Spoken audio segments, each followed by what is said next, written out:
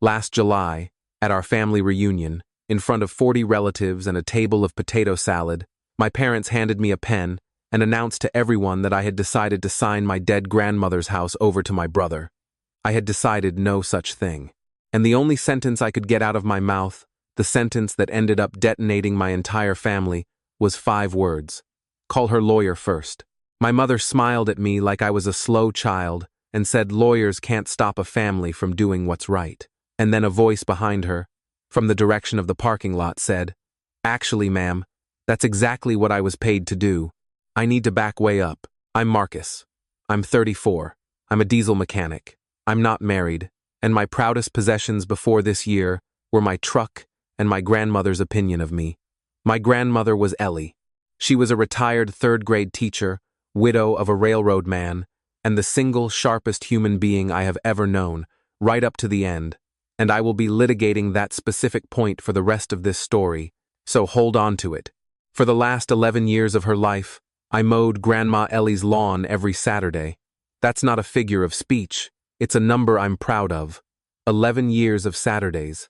When her kidneys went and she started dialysis, 3 years of Tuesdays and Thursdays, I drove her, because I work 4/10s and I made sure my day off moved when her schedule did. I ate her casseroles, which were, God rest her, terrible, tuna, and crushed crackers and optimism, and I ate them with enthusiasm because she watched you eat like it was a report card. I fixed her furnace, her disposal, her porch steps. She made me promise, more than once, hand on my arm, keep the porch light working, baby. A dark porch tells the street nobody's home in more ways than one. I didn't know I was being handed a metaphor. I thought I was being handed a chore. Now my brother, Preston, 38, married, 3 kids, sells medical equipment, drives a leased SUV the size of a starter home. Preston is the golden child in a way that's so textbook it's almost boring. Preston visited Grandma twice a year, Easter and Christmas, arrived with an empty car, and left with a full one. The good cast iron, Grandpa's tools, a dining set, 1 year, for his new house. And money, which I'll get to, because oh will I get to it. And my parents. My mother, Diane, is Ellie's daughter, and I want to be fair even though the rest of this post is going to make it hard. My mother is organized, tireless, runs every holiday, and has spent her whole life converting love into logistics and expecting it converted back. Her love language is compliance. My father, Gordon, has 2 settings, silent and verdict. In our whole childhood, I don't remember him refereeing a single fight between Preston and me. He'd just wait until it was over and inform the loser what the loss meant about him. 3 small things from Grandma's last 2 years. I need you to file these away. Thing 1. The green ledger. Grandma Ellie kept a little green spiral ledger in her kitchen drawer, and she wrote down everything anybody borrowed. Everything. You took her card table for a garage sale. It went in the ledger, returned, or not returned. It was a family joke. Preston called it Grandma's burn book at Thanksgiving 1 year, and everybody laughed.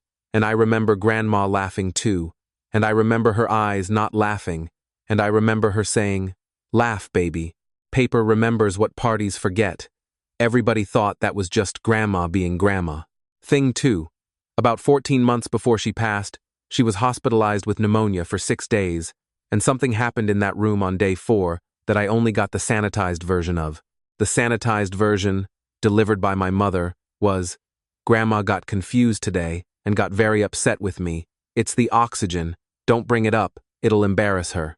What I noticed was that Grandma was never once confused with me, before or after, and that from that week on, my mother was weirdly focused on Grandma's mental state in conversation. Little seeds, she repeats herself. She's slipping. It's sad. My grandmother could still do the Sunday crossword in pen. Hold that. Thing 3, and this is the one that hurts now. Starting about 11 months before she died, Grandma added errands to our Tuesdays. She'd have me drop her at a gray office building downtown before dialysis, the boring kind of errand. "Baby, go get your coffee." 3, maybe 4 times. And one Tuesday, in the truck, out of nowhere, she asked me the strangest question I'd ever heard from her. She said, "Marcus, if people heard me say something after I'm gone, do you think they'd listen better than they do now?" And I laughed and said something dumb like, "Grandma, nobody's ever managed to not listen to you." And she patted my arm and looked out the window and said, "We'll see." She passed in March, peacefully at home, in the house with the working porch light. And I'm not going to narrate the grief except to say that I mowed her lawn that Saturday anyway, and I don't fully remember doing it. The will was read the last week of March at her lawyer's office. Small conference room, bad coffee. My parents, Preston and his wife, my Aunt Bev, who is my mother's younger sister, and me. The lawyer is a woman named Miss Voss, mid-50s, reading glasses on a chain, the kind of calm that makes loud people nervous. The will was simple, modest cash gifts to the grandkids and to her church. Her personal effects, as labeled, and yes, Grandma had labeled things, of course she had. And the house, paid off, appraised that spring at $310,000, with all its contents, to me, to Marcus.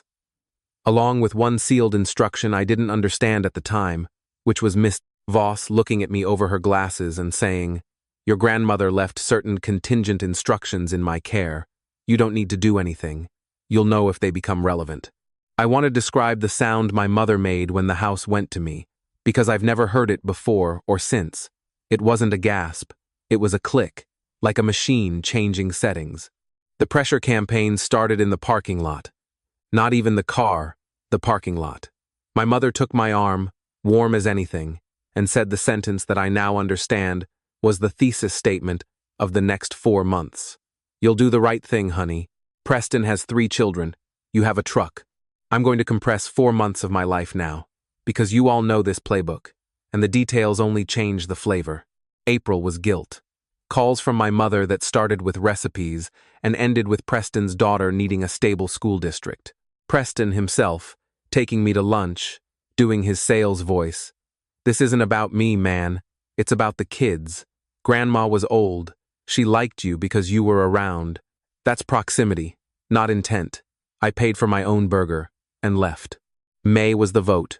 I found out from my Aunt Bev, who called me half laughing and half sick, that there had been a family meeting at my parents' house, a meeting I was not invited to, at which the family voted, 9-2, that the right thing was for the house to go to Preston's family, and the 2 holdouts were Bev and my cousin. My mother then delivered this vote to me over the phone like a court ruling. "The family has decided, Marcus, 9-2. You don't want to be the person who goes against the whole family. A vote, on my grandmother's will, held without me, about me, announced to me like weather. June was when it turned. Because in June I tried to be reasonable, which I've since learned is what you do right before people show you who they are. I offered Preston $15,000 from my own savings, cash, as a peace offering, family harmony money, while I kept the house. Grandma left me and, this part mattered to me, lived in it, porch light on. My mother called the offer insulting. Her word, crumbs, was her other word. And then my father spoke, my silent father, his one contribution of the entire spring, cold as a socket wrench in January. He said, "Your grandmother wasn't in her right mind at the end, and everyone knows it, and a judge might agree." And there it was, the pneumonia, the seeds. She repeats herself. She's slipping. 14 months of groundwork, and I'd watched it get planted and called it concern. And then came the last straw, the thing I can't forgive yet. The first week of July, my mother sent an email to everyone, aunts, uncles, cousins, my grandmother's own church friends, some of them. Subject line, concerns about Mom's final years. And in it, in my mother's lovely, organized prose, was the suggestion, never quite stated, always implied, that I had spent 11 years isolating a vulnerable old woman, controlling her rides, her repairs, her Saturdays, positioning myself. The phrase, undue influence appeared. The phrase, elder abuse appeared once, in quotes, attributed to no one, doing all its damage anyway. My phone lit up for 2 days, some of it supportive. Not all of it. My grandmother's own house had been left to me, and I was sitting in my apartment, reading an email that made 11 years of Saturdays sound like a con. Aunt Bev called me that night with the second half of the plan. "They're doing something at the reunion, Marcus. On the 12th, Diane keeps calling it a family healing moment. She's had something printed. Sweetheart, I think you should not come. And I sat there with my phone in my hand, and I did the thing Grandma's voice in my head told me to do. I didn't call my mother. I didn't call Preston. I called the gray office building downtown. Miss Voss answered her own line after 2 rings. I explained, badly, apologizing the whole time, that my family might be planning something, that my father had used the words right mind and judge, that there was an email, and there was a pause. And then this woman said the most chilling, most comforting sentence I have ever heard from a professional. She said, "Mr. Carter, I've been expecting your call for about 4 months. Your grandmother expected it 11 months before that. When is the next occasion the family will all be in one place?" I said July 12th, the reunion. Pavilion 4 at the lake park, same as every year. And Miss Voss said, "Wonderful.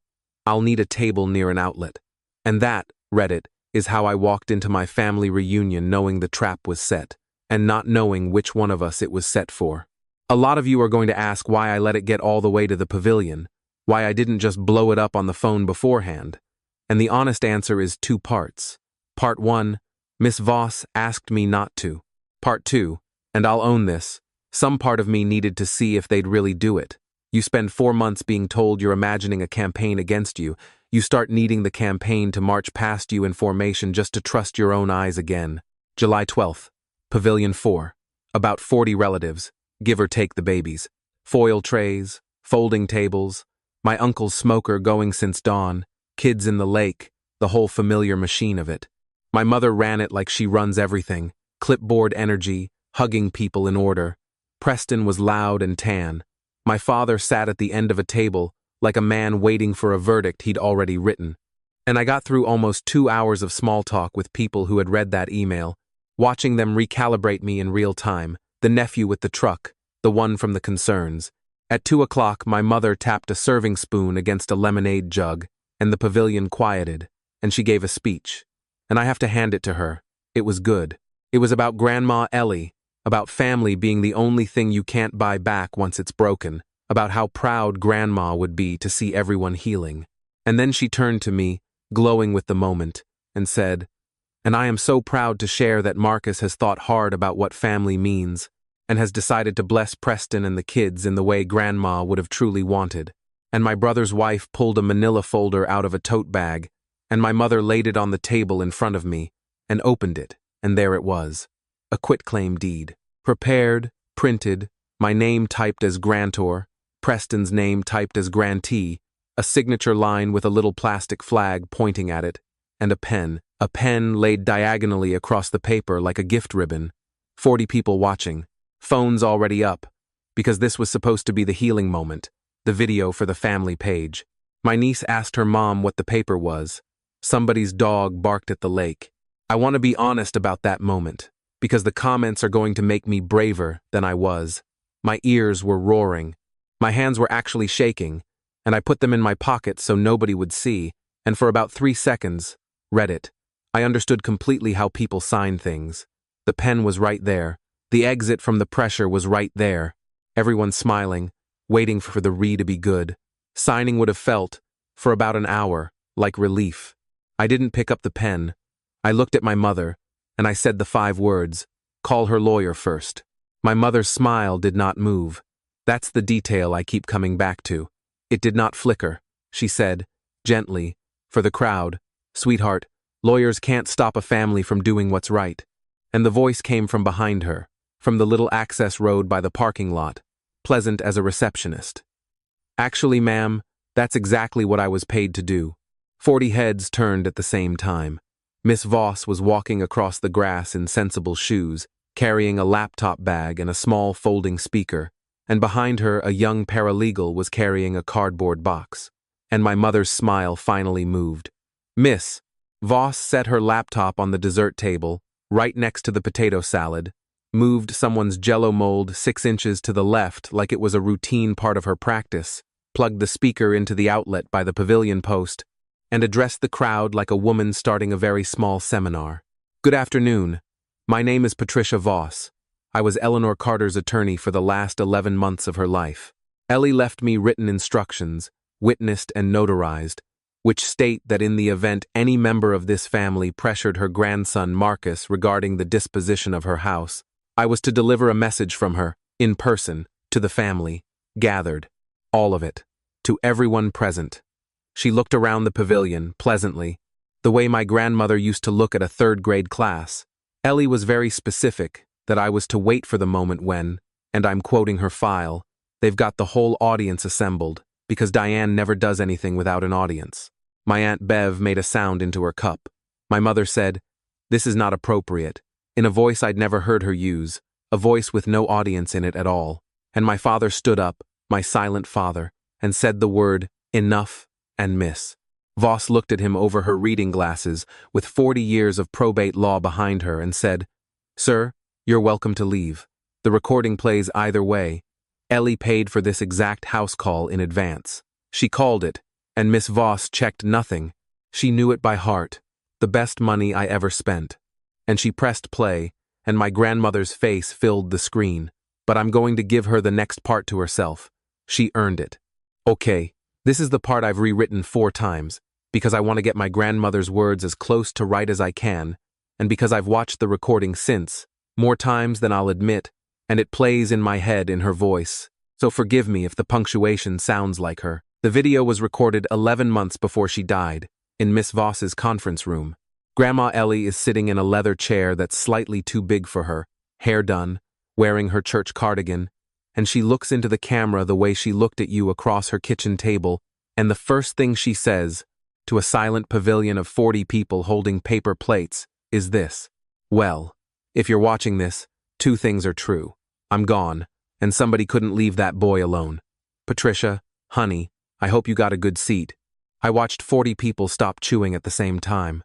Somewhere a kid laughed from the lake, and it was the only sound in the county. Let me tell you what I know, and how I know it, because I know some of you have been telling each other that my mind went soft at the end. I'm going to say this part slowly.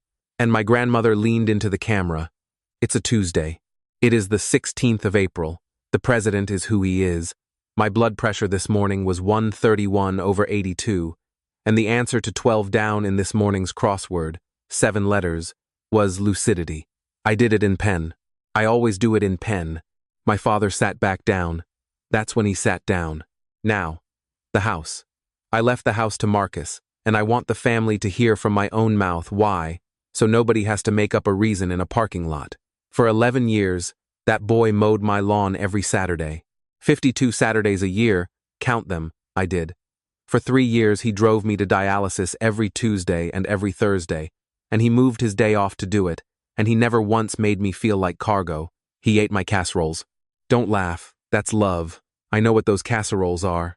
A wet laugh went through the pavilion, people crying and laughing in the same breath, and on screen my grandmother let it land. She always could time a room. He fixed my porch light every time it went dark. Some of you have not seen my porch in 4 years. My porch knows exactly who came to it. Porches always do. And then her voice changed. Teacher voice. The one that used to quiet 38-year-olds without going up a decibel. Now let's talk about my green ledger. Because Preston, baby, I know you called it my burn book. That was funny. Write down what I'm about to say next to funny. She lifted the ledger, the actual little green spiral ledger, into frame. Between 2011 and last spring, I gave my grandson Preston what he called loans on 9 occasions. The card table money, the 2 transmissions, the bathroom remodel when the second baby came, that was $12,000. The one he asked me not to tell his mother about, that was $9,500, honey, and I didn't tell her. And I'm telling everybody now, that's what you get. It comes, all together, to $61,000. Not $1 has come back. I never asked for it back. I wrote it down. Paper remembers what parties forget. She set the ledger down, out of frame, like closing a casket. Patricia has the ledger. Every entry dated. My mind was soft, was it? My arithmetic wasn't. I could not look at Preston. My cousin later told me he was the color of pavilion concrete. And Diane. My grandmother took her glasses off and folded them, and I watched my mother, in the present, in the pavilion, go absolutely still, because everyone in that family knows what grandma taking her glasses off means. Sweetheart. On the fourth day I was in the hospital with pneumonia.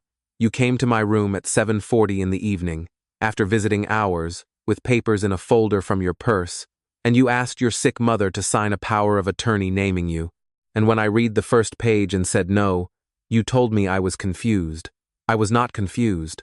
I rang for the charge nurse, and she came in, and I asked her to write down the date and the time in front of you, and she did, and you went home. I have her note. Patricia has her note. And from that week on, you started telling this family my mind was going, and I let you, sweetheart. Do you know why I let you? My grandmother leaned in one last inch. Because you can't spring a trap that nobody walks into. And I know my daughter. You never could do anything without an audience. So I figured you'd bring me one. 40 people. Phones up. Recording. The audience she assembled herself, doing exactly the job my grandmother hired it for 11 months in advance, from a leather chair in a church cardigan. So here's the rest of my paperwork. There is a trust. Patricia has it.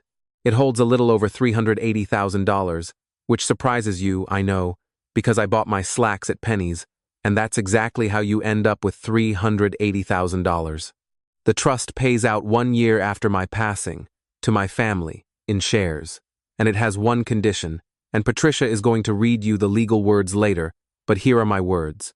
Any person who challenges what I've written, or who pressures my grandson Marcus about that house, one phone call, one guilt trip, one family vote. Yes, I know how this family works.